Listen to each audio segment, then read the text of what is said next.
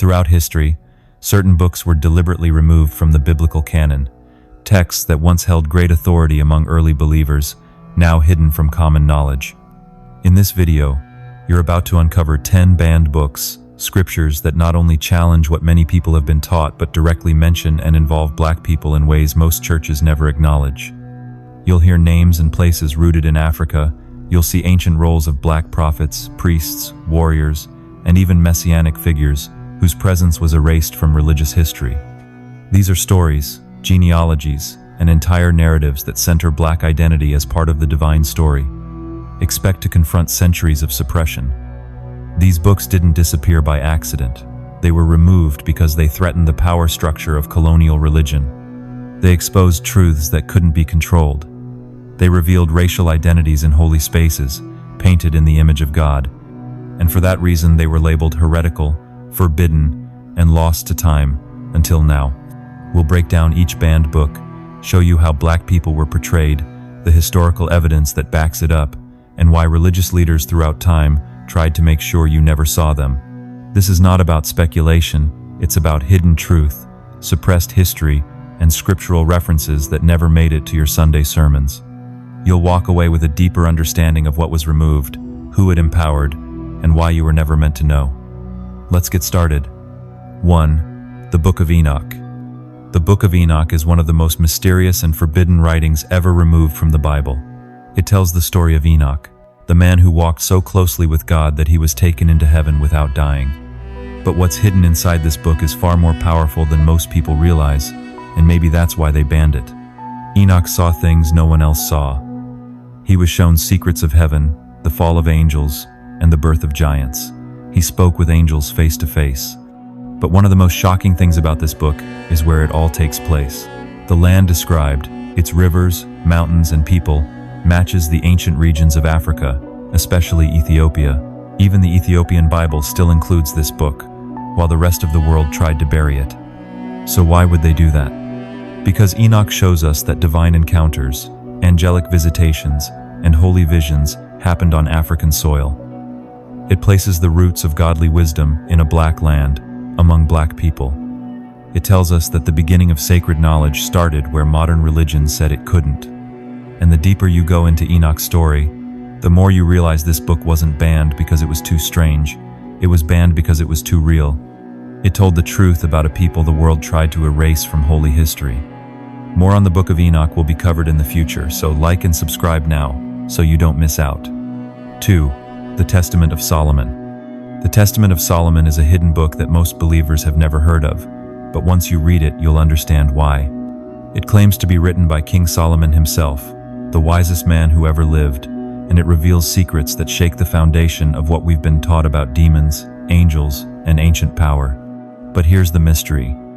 This book tells how he controlled spirits, talked to demons by name, and used a powerful ring given to him by heaven. And in those conversations, something strange appears. Descriptions of beings from different regions, including Africa. One of the most shocking parts of this book is when Solomon describes a demon with skin as black as night and hair like wool. But instead of this being a negative description, the spirit speaks with wisdom and power. It tells Solomon where it came from, lands connected to Ethiopia and Nubia. It reveals hidden knowledge about diseases, the stars, and how different nations are spiritually influenced. Solomon isn't afraid, he listens, he learns. African lands were already known to the spiritual realm, and people from those lands were not outsiders. They were part of the ancient system of divine power. Why was this book banned? Because it shows Solomon as more than a king. It shows him as a master of hidden knowledge, some of which came from or was connected to African realms. And that's dangerous to a system that wants to keep power in the hands of one version of history. This book confirms what many have suspected, that ancient Africa was spiritually connected. It was part of the story, part of the war between light and darkness, and part of the legacy that has been forgotten. 3. The Apocalypse of Abraham. The Apocalypse of Abraham is not your typical Bible story. It's a hidden vision, a journey into heaven, where Abraham, the father of nations, is shown what no man was meant to see. This book was kept out of the Bible for a reason. In the vision, Abraham is lifted above the earth by a mighty angel and shown the future of the world. He sees fire, judgment, war, and he sees a chosen one coming in power. This man's voice sounds like roaring water. His body shines like glowing metal. His hair is like wool. This is a vision rooted in Africa. The land Abraham is taken from, the people mentioned, and the descriptions given, none of it fits the Western version of the Bible. And that's exactly why they didn't want you reading it. In this vision, God shows Abraham the war between truth and lies, light and darkness, and in the middle of it all is Africa, not cursed, but chosen. This book connects the ancient covenant to a people the world has tried to forget. It wasn't removed because it was false. It was removed because it revealed too much about identity, about origins, and about a truth buried under centuries of silence. If you'd like me to make a full video about the apocalypse of Abraham, let me know in the comments and subscribe to the channel. 4. The Book of Jubilees. The Book of Jubilees is often called Little Genesis because it tells many of the same stories as the Book of Genesis, but with much more detail. It goes deeper, revealing timelines, secret conversations, and hidden knowledge that the regular Bible leaves out. And some of that hidden knowledge has everything to do with Africa and the people who come from it. In Jubilees, the world is divided into parts, and each part is given to one of Noah's sons, Shem, Ham, and Japheth. Ham is given a massive territory, including Ethiopia, Egypt, and the surrounding lands. But here's the mystery. The book makes it clear that this division was done by God himself. It wasn't a curse. It wasn't punishment. It was inheritance, sacred land, given by divine order. And that changes everything. The Book of Jubilees tells us that the African line wasn't cast out. It was blessed. The children of Ham were powerful, wise, and chosen to rule over some of the most important regions on earth. But later, when history was rewritten, the names changed, the blessings were buried, and the people of that line were treated as less than human. That was never the original plan. Jubilees also talks about angels teaching knowledge to men, and some of that knowledge, like healing, writing, and the understanding of the stars, was passed through the generations of Ham's descendants.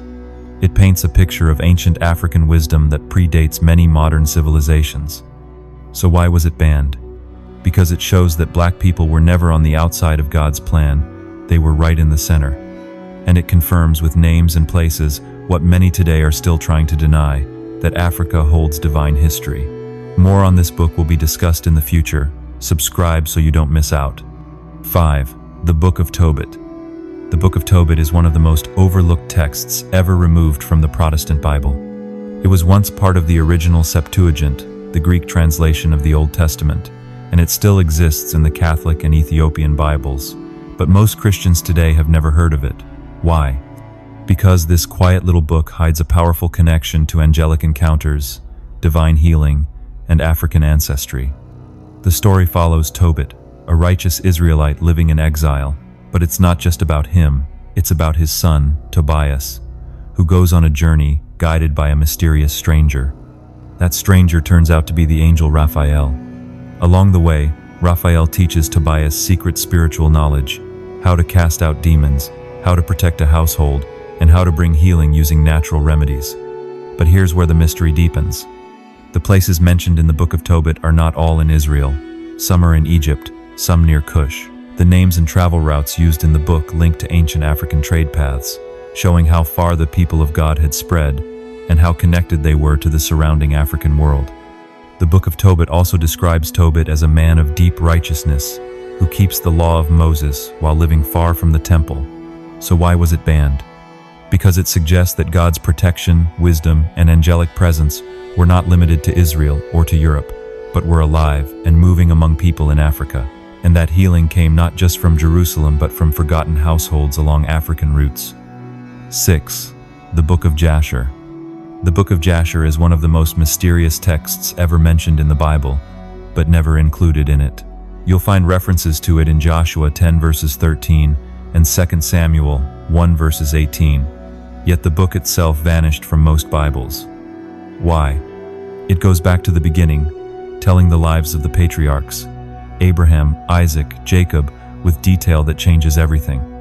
But most importantly, it speaks of ancient black civilizations, long before slavery, long before colonization, ruling, building, and shaping the world. In Jasher, you'll read about Egypt's greatness, its technology, and its knowledge. But it doesn't speak of Egypt like a foreign power, it speaks of it like home, like part of the story.